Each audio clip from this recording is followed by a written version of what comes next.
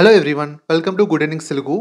ఈరోజు మనం వీడియోలో మనం ఏదైనా ఓల్డ్ హౌసెస్ అది ఏదైనా రీసేల్ చేయడానికి మనం బై చేయాలన్నా కూడా ఎవరైనా సెల్ చేయాలనుకున్నా కూడా కరెక్ట్ వాల్యూ మనం తెలుసుకోవాలి చెప్పాలంటే. దానివల్ల మనకి ఈజీగా ఉంటుంది. చాలా వరకు అంటే మనం ఎలా చూస్తుంటాం, ఏదైనా సేల్ చేసేటప్పుడు పక్క హౌసెస్ అంటే ఏదైనా మనం ఉండే పక్క ఈ వీధిలో కానీ ఎక్కడైనా దగ్గరలో ఉన్న హౌసెస్ ఎంతకి వాల్యూకి సెల్ అయ్యాయి, రీసెంట్‌గా ఒక 1 ఇయర్ బ్యాక్ గాని, 2 ఇయర్ బ్యాక్ గాని సెల్ అయ్యి ఈ వాల్యూ చూసుకొని మనం సెల్ చేస్తుంటాం కదా! కానీ అది కరెక్ట్ వాల్యుయేషన్స్ కాదు చెప్పాలంటే. మనకి ఒక్కొక్క హౌస్‌కి ఒక్కొక్క వాల్యుయేషన్స్ అయితే మారుతుంటాయి. దాన్ని అంటే ఫర్ ఎగ్జాంపుల్ ఏజ్ బట్టి మన డిప్రిషియేషన్ అయితే వస్తుంటుంది కదా! ఫర్ ఎగ్జాంపుల్ 5 ఇయర్స్ హౌస్‌కి డిప్రిషియేషన్ ఎలా కాలిక్యులేట్ చేయాలి? 10 ఇయర్స్ హౌస్‌కి, 20 ఇయర్స్ హౌస్‌కి ఎలా డిప్రిషియేషన్ కాలిక్యులేట్ చేయాలి? మనం డిస్కస్ చేద్దాము. ఇండిపెండెంట్ హౌస్‌కి ఎలాగ చేయాలి? అండ్ అలాగే అపార్ట్మెంట్‌లో ఫర్ ఎగ్జాంపుల్ పెద్ద అపార్ట్మెంట్ ఉంది. దానిలో మనకు ఫ్లాట్ ఉంది. దానికి ఎలాగా కాలిక్యులేట్ చేయాలి? ఇలాగా క్లియర్‌గా మనం డిస్కస్ చేసుకుందాం ఈరోజు. ముందుగా మనం ఇండిపెండెంట్ హౌస్‌కి చూద్దాం మనం. ఎలా కాలిక్యులేట్ చేయాలి? మనకు ఫెయిర్ వాల్యూ ఆ హౌస్‌కి అని ఒకసారి చూద్దాం. మనం ఇండిపెండెంట్ హౌస్‌కి మనం ఏం చూడాలంటే, మనకి అంటే హౌస్ ఉన్న ఏరియా ఎంత కాస్ట్, మనకి ల్యాండ్ కాస్ట్ మనం చూసుకోవాలి. ఫర్ ఎగ్జాంపుల్ మనకి ఒక 150 స్క్వేర్ యార్డ్ హౌస్ ఉందనుకోండి ఇండిపెండెంట్ హౌస్. దానికి మనం 150 స్క్వేర్ యార్డ్‌కి ఈ ఏరియాలో ఆ హౌస్ ఉన్న ఏరియాలో ఎంతుంది ల్యాండ్ వాల్యూ అనేది మనకి మార్కెట్‌లో తెలుస్తుంటుంది. మనకి ఎస్టిమేషన్ మనం దగ్గర ఏసుకోవచ్చు. దానివల్ల మనం ఎగ్జాంపుల్‌గా నేను ఒక 150 స్క్వేర్ యార్డ్‌కి మనకి ఒక land value 50,000 per square yard ఉంది అనుకుందాం. ఓకే. నేను స్క్వేర్ యార్డ్ లెక్కనైతే మాట్లాడుతున్నాను. నేను ఇక్కడ వీడియోలో స్క్వేర్ యార్డ్ లెక్కన నేను తీసుకొని కాలిక్యులేషన్ అయితే చేసి చూపిస్తున్నాను మీకు ఎగ్జాంపుల్‌గా. ఎవరికైనా స్క్వేర్ ఫీట్‌లోకి మార్చుకోవాలనుకుంటే ఈ calculations 1 square yard is equal to 9 square feet అనమాట. మనం దాన్ని బట్టి మార్చుకోవచ్చు. ఫర్ ఎగ్జాంపుల్ 150 స్క్వేర్ యార్డ్ అనుకోండి. 150 ఇంటూ 9 తీసుకుంటే 1350 స్క్వేర్ ఫీట్ అయితే వస్తుందనమాట. ఇలాగా మార్చుకొని మనమైతే కాలిక్యులేట్ చేసుకోవచ్చు. నేను ఇక్కడ కాలిక్యులేషన్ మొత్తం స్క్వేర్ యార్డ్ లెక్కన తీసుకొని మీకు ఎక్స్‌ప్లెయిన్ చేస్తాను ఈ వీడియోలో. ఓకే. ఏరియా మనకు చూస్తే ల్యాండ్ ఏరియా 150 స్క్వేర్ యార్డ్ ఉంది. దాని వాల్యూ మనం 50,000 పర్ స్క్వేర్ యార్డ్ అనుకుందాం. ఒక ఏరియాలో 50,000 ఉంది స్క్వేర్ యార్డ్ అనుకుందాం. అప్పుడు మన ల్యాండ్ వాల్యూ ఎంత అవుతుంది? 150 ఇంటూ 50,000 ఏసినప్పుడు మనకి ఎంత వస్తుందంటే 75,00,000 అయితే వస్తుంది. ఓకే. 75,00,000 రూపీస్ మనకి ఈ ల్యాండ్ వాల్యూ, ఈ ఇండిపెండెంట్ హౌస్‌కి ఉన్న ఏ ల్యాండ్‌లో అయితే ఉందో ఆ ఇండిపెండెంట్ హౌస్, దాన్ని ల్యాండ్ కాస్టే మనకి 75,00,000 అయితే వస్తుంది. దాని తర్వాత ఆ హౌస్ కన్‌స్ట్రక్షన్ ఇప్పుడు ఫర్ ఎగ్జాంపుల్ మన బిల్డింగ్ వాల్యూ అయితే ఏసుకోవాలి కదా! ఆ బిల్డింగ్ వాల్యూ, ఈ కన్‌స్ట్రక్షన్ అయిన బిల్డింగ్ వాల్యూ ఎలా చూడాలంటే, ఫస్ట్ మనకి కార్పెట్ ఏరియా మనకెంతుంది మనం చూసుకోవాలి. ఫర్ ఎగ్జాంపుల్ ఈ సైజ్ హౌస్‌కి మన కార్పెట్ ఏరియా మనకి ఎస్టిమేషన్ మనం చూస్తే 1200 స్క్వేర్ ఫీట్ దాకా ఉండొచ్చు అనుకుందాం ఎగ్జాంపుల్‌గా. ఈ ఏరియాలో ఒక 150 స్క్వేర్ యార్డ్ హౌస్‌లో మనకి కన్‌స్ట్రక్షన్ చేసిన తర్వాత ఒక 1200 స్క్వేర్ ఫీట్ వచ్చింది అనుకుందాం. ఓకే. 1200 స్క్వేర్ ఫీట్‌కి మనం ఇప్పుడు కాస్ట్ ఎలా చూడాలి అంటే, ఫర్ ఎగ్జాంపుల్ ప్రెజెంట్ మనం కన్‌స్ట్రక్షన్ చేయాలనుకోండి ఏదైనా హౌస్. దాన్ని ఇప్పుడు బిల్డర్‌కి ఇచ్చామనుకోండి. బిల్డర్ గాని బయట మనకి రేట్స్ ఎలా ఉన్నాయి ఒక హౌస్ కన్‌స్ట్రక్ట్ చేయడానికి, స్క్వేర్ ఫీట్ రేట్ ఎంతుంది అని చూసినప్పుడు, మనం అంటే మొత్తం వుడ్ వర్క్స్‌తో కలిపి అన్నీ చూస్తే మనకి యావరేజ్‌గా మనం 2200 అయితే మార్కెట్‌లో అయితే వాల్యూ అయితే ఉంది.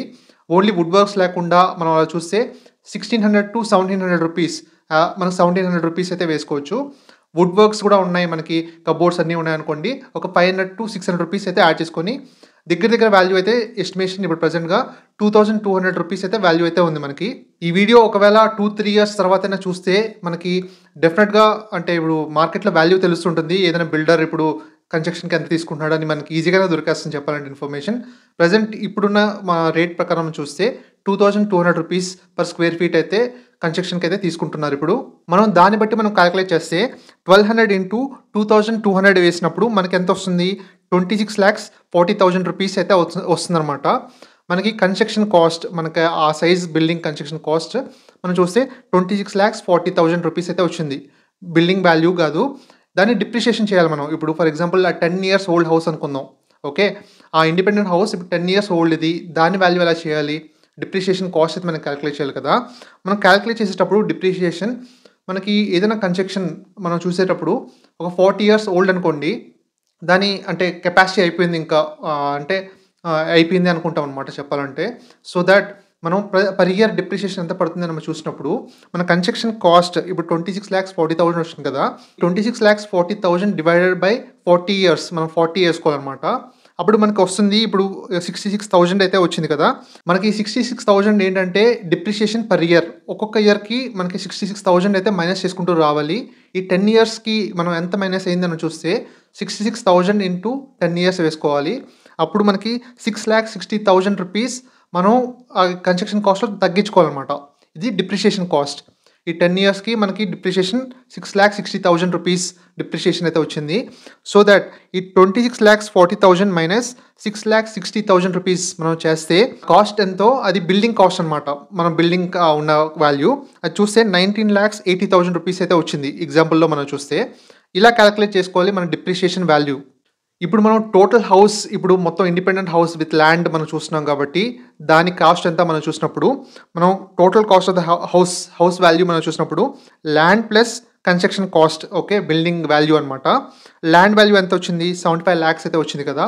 75 lakhs ప్లస్ 19,80,000 రూపీస్ మనం టోటల్గా ఎంత వచ్చింది 94,80,000 రూపీస్ 94,80,000 రూపీస్. ఇది మనకు ఫేర్ వాల్యూ చెప్పాలంటే. ఇలాగా మనం క్యాలిక్యులేట్ చేసుకోవాలి ఒక ఇండిపెండెంట్ హౌస్కి. ఒకవేళ 10 ఇయర్స్ వేసుకుంటే 10 ఇయర్స్, 20 ఇయర్స్ వేసుకుంటే డిప్రిషియేషన్ అలాగే ఇయర్కి ఇంత తగ్గుతూ వస్తుంటుంది. ఇలా క్యాలిక్యులేట్ చేసుకోవాలి మనకి ఇండిపెండెంట్ హౌస్ 10 ఇయర్స్ ఓల్డ్ అయితే. ఓకే, ఫర్ ఎగ్జాంపుల్ మనకి అపార్ట్మెంట్లో ఒక ఫ్లాట్ ఉంది, అది 10 ఇయర్స్ ఓల్డ్ ఫ్లాట్ అనుకోండి. దాని వాల్యూ ఎలా క్యాలిక్యులేట్ చేయాలి అది చూద్దాం మనం ఇప్పుడు. మనకి అపార్ట్మెంట్కి మనకి యూడిఎస్ అని ఇచ్చింటారు. యూడిఎస్ అదేంటంటే ఇప్పుడు ఫర్ ఎగ్జాంపుల్ ఒక అపార్ట్మెంట్ ఒక ఏరియాలో ఉంటుంది కదండి. ఫర్ ఎగ్జాంపుల్ 400 స్క్వేర్ యార్డ్లో కానీ 600 స్క్వేర్ యార్డ్లో ఉంది అనుకుందాం. ఆ ఏరియాలో మనకి ఒక 10 ఫ్లాట్స్ ఆర్ 20 ఫ్లాట్స్ ఉన్నాయి అనుకుందాం. వాటికి ఒకవేళ అపార్ట్మెంట్ నెక్స్ట్ ఒకవేళ కూలిపోతే కానీ ఒకవేళ ఓల్డ్ అయిపోయింది తీసేద్దాం అనుకున్నా కానీ వాళ్ళు ఈక్వల్గా డివైడ్ చేసి ఆ ఏరియా మొత్తం ఈక్వల్గా డివైడ్ చేసి ఆ ల్యాండ్ వాల్యూ అయితే ఇస్తుంటారనమాట. దాని వాల్యూ యూడిఎస్ వాల్యూ అని చెప్తారనమాట. మనకి ఈ అపార్ట్మెంట్ ఒకవేళ మొత్తం పోయినా కూడా కూలిపోయినా కూడా మనకి ఈ ల్యాండ్ ఉంటుంది కాబట్టి ఆ ల్యాండ్ అమ్మి తర్వాత మనకి ఎంత స్క్వేర్ యార్డ్ ఉంది మనం చూస్తారనమాట. మనం డాక్యుమెంట్లు అయితే ఉంటుంది మనకి ఏదైనా మనం అపార్ట్మెంట్ కొనిన డాక్యుమెంట్స్లో అయితే ఉంటుంది యూడిఎస్ ఇంత 45 స్క్వేర్ యార్డ్ అలా ఇస్తుంటారనమాట. ప్రతి ఫ్లాట్కి అయితే ఇస్తుంటారు. మామూలుగా ఈ 2 BHK అనుకుందాం, 2 BHK ఎగ్జాంపుల్గా తీసుకుందాం. వాటికి 45 స్క్వేర్ యార్డ్ అలా ఉంటుంటుంది అనమాట. రఫ్గా మనం చూస్తే మనం 45 స్క్వేర్ యార్డ్ మనం తీసుకొని UDS value and 45 square yard మనకి ఇప్పుడు ల్యాండ్ వాల్యూ ఎంత ఉంది మార్కెట్లో అంటే ఫర్ ఎగ్జాంపుల్ ఏదైనా ఏరియా అనుకొని అపార్ట్మెంట్ ఆ ఏరియాలో ఉన్న అపార్ట్మెంట్లో ల్యాండ్ వాల్యూ ఎంత ఉంది మనం చూసుకుంటే ఫర్ ఎగ్జాంపుల్ 50,000 రూపీస్ ఉంది అనుకున్నాం. ఒక స్క్వేర్ యార్డ్ 50,000 రూపీస్ ఉంది అనుకుందాం. ఆ ఏరియాలో చూసినప్పుడు 45 ఇంటూ 50,000 రూపీస్ మనం వేసుకుంటే 22,50,000 రూపీస్ మనకి ఈ ల్యాండ్ వాల్యూ అయితే మనకు వస్తుందన్నమాట. ఈ అపార్ట్మెంట్కి ఉన్న ల్యాండ్ వాల్యూ మనం చూస్తే 22,50,000 రూపీస్ యూడిఎస్ వాల్యూతో మనం క్యాలిక్యులేట్ చేసాం. ఇది ల్యాండ్ వాల్యూ అపార్ట్మెంట్కి. దాని తర్వాత మనం బిల్డింగ్ వాల్యూలు చూడాలన్నమాట. మన బిల్డింగ్ వాల్యూ మన కన్స్ట్రక్షన్ ఉన్న బిల్డింగ్ కాస్ట్ ఎంత ఉంది మనం చూసినప్పుడు మనకి ఒక 1000 స్క్వేర్ ఫీట్ అయితే వేసుకుంటాను ఎగ్జాంపుల్గా. ఒక 2 BHK 1000 స్క్వేర్ ఫీట్ ఉన్న అపార్ట్మెంట్ తీసుకుంటే 1000 ఇంటూ మనకి 2,200 రూపీస్ చెప్పాను కదా. కన్స్ట్రక్షన్ అంటే కాస్ట్ ఎంత ఉంటుందో ప్రజెంట్ వాల్యూలో అప్పుడే చెప్పినప్పుడు 2,200 రూపీస్ ఎగ్జాంపుల్గా తీసుకుంటున్నాను ప్రజెంట్ ఉన్న వాల్యుయేషన్స్తో. మనకి ఇయర్కి మారేసరికి కన్స్ట్రక్షన్ కాస్ట్ అయితే పెరుగుతూ ఉంటుంది, అంటే మెటీరియల్ కాస్ట్ పెరుగుతాయి. సో దట్ మనకి ప్రజెంట్ ఉన్న కాస్ట్ అయితే 2,200 రూపీస్.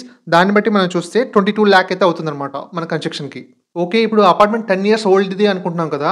ఆ 10 ఇయర్స్ ఓల్డ్ అపార్ట్మెంట్కి మనకి డిప్రిషియేషన్ క్యాలిక్యులేట్ చేయాలి కాబట్టి మనకి సేమ్ మనం 40 ఇయర్స్ డివైడ్ చేస్తాం అనమాట. 40 ఇయర్స్ ఓల్డ్ అయిపోతే ఇంకా అపార్ట్మెంట్ అనేది కన్స్ట్రక్షన్కి వాల్యూ చేయలేము, అది డెడ్ వాల్యూ అనుకోవాలన్నమాట చెప్పాలంటే. సో దట్ మనం 22 lakhs divided by 40 years okay వేసుకున్నప్పుడు పర్ ఇయర్ మనకి 55,000 రూపీస్ మనకి డిప్రిషియేషన్ అయితే వస్తుంటుంది. అప్పుడు మన 10 ఇయర్స్కి మన డిప్రిషియేషన్ ఎంత అని క్యాలిక్యులేట్ చేసినప్పుడు 10 ఇంటూ 55,000 మనకి ఎంత అవుతుంది 5,50,000 రూపీస్ అయితే అవుతుంది. అప్పుడు మనం బిల్డింగ్ కాస్ట్ మనం చూసినప్పుడు 22 lakhs మైనస్ 5,50,000 రూపీస్ మనం చేస్తే మన బిల్డింగ్ కాస్ట్ 16,50,000 రూపీస్ అయితే వచ్చింది ఈ ఎగ్జాంపుల్లో. అప్పుడు హౌస్ వాల్యూ ఎంత అవుతుంది, అపార్ట్మెంట్లో ఫ్లాట్ హౌస్ వాల్యూ ఎంత అవుతుంది మనం చూసినప్పుడు మనకు అప్పుడే క్యాలిక్యులేట్ చేసాం కదా ల్యాండ్ వాల్యూ. యూడిఎస్ దగ్గర నుంచి మనం తీసుకున్న ల్యాండ్ వాల్యూ మనం చూస్తే అది 22,50,000 రూపీస్ ఉంది కదా. దాన్ని ప్లస్ చేసి మళ్ళీ ఇక్కడ కన్స్ట్రక్షన్ కాస్ట్ అంటే బిల్డింగ్ వాల్యూ అనమాట.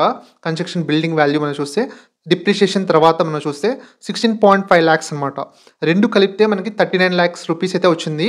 39 lakhs రూపీస్ అయితే మనకి ఓకే. ఇక్కడ ఫేర్ వాల్యూ. గానీ ఇంకా ఉంది చెప్పాలంటే. ఈ 39 lakhs రూపీస్ తర్వాత మనం చూస్తే కొన్ని అపార్ట్మెంట్స్‌కి పార్కింగ్‌కి ఎక్స్‌ట్రా ఉంటుంది చెప్పాలంటే. పార్కింగ్‌కి మనకి అంటే ఇక్కడ రఫ్‌గా నేను తీసుకుంటున్నాను. ఒక్కొక్క అపార్ట్మెంట్‌కి మారుతూ ఉంటుంది. దాన్ని బట్టి మనం అంటే వాళ్ళు డిపెండ్ అయితే ఉంటుంది. కాబట్టి ఇక్కడ రఫ్‌గా నేను వాల్యూ తీసుకుంది. పార్కింగ్‌కి 2 lakhs అయితే వేసుకున్నాను. పార్కింగ్‌కి 2 lakhs అయితే యావరేజ్‌గా ఉంటుంది. అండ్ దాని తర్వాత మున్సిపల్ వాటర్ గానీ, తర్వాత డ్రైనేజ్ గానీ, తర్వాత కొన్ని డిపాజిట్స్ అయితే చేస్తుంటారు స్టార్టింగ్‌లో. అంటే ఫస్ట్ కొన్నవాళ్ళు అప్పుడు చేస్తుంటారు. అవి ఒక 2 lakhs అయితే ఉంటాయన్నమాట దగ్గర దగ్గర ఎస్టిమేషన్. 2+2 టోటల్‌గా 4 lakhs అయితే మనకి ఇంకా ఎక్స్‌ట్రా పడుతుంటుంది చెప్పాలంటే. ఈ 39 lakhs ప్లస్ 4 lakhs మనం తీసుకుంటే 43 lakhs రఫ్ ఎస్టిమేషన్ అయితే మనకు వస్తుంటుందిది. ఈ వాల్యూస్ ఒక్కొక్క అపార్ట్మెంట్‌కి మారుతుంటాయి. గానీ కాలిక్యులేషన్ చేయడం అయితే ఇలాగే చేయాలి చెప్పాలంటే. ఒక ఓల్డ్ హౌస్‌ని బై చేయాలన్నా గూడా గానీ, అమ్మాలన్నా గానీ, ఎవరికైనా ఈ కాలిక్యులేషన్ అందరికీ ఈజీగా ఉండాలని చెప్పి ఈ వీడియో అయితే నేను చేశాను. ఈ వీడియో యూజ్‌ఫుల్ అయిందని ఫీల్ అవుతే లైక్ చేసి ఎంకరేజ్ చేయండి. ఇంకా మంచి మంచి వీడియోస్‌తో మన ఛానెల్‌లో నేను తీసుకొస్తాను. నార్మల్‌గా మన ఛానెల్‌లో ఓన్లీ స్టాక్ మార్కెట్ గురించే మాట్లాడుతుంటాము. ఎప్పుడు స్టాక్స్ గురించి గానీ, స్టాక్ మార్కెట్ రిలేటెడే డిస్కస్ చేస్తుంటాము. ఫస్ట్ టైమ్ నేను అంటే హౌస్ రిలేటెడ్ కాలిక్యులేషన్ అయితే చేసి చూపిచ్చాను. అంటే మన సబ్‌స్క్రైబర్స్ గానీ, అంటే కొత్తగా ఎవరైనా గానీ, ఈ మార్కెట్‌లో హౌస్ రిలేటెడ్ ట్రాన్సాక్షన్స్ చేసినప్పుడు మీకు ఈజీగా ఉంటుందని చెప్పి ఈ కాలిక్యులేషన్స్ అయితే మీకోసం తీసుకొచ్చాను నేను. మన ఛానెల్‌ని సబ్స్క్రైబ్ చేసుకోండి. ఇది మన ఛానెల్. మనం కలిసి ట్రావెల్ చేద్దాం అండ్ స్టాక్ మార్కెట్‌లో బాగా సంపాదిద్దాం.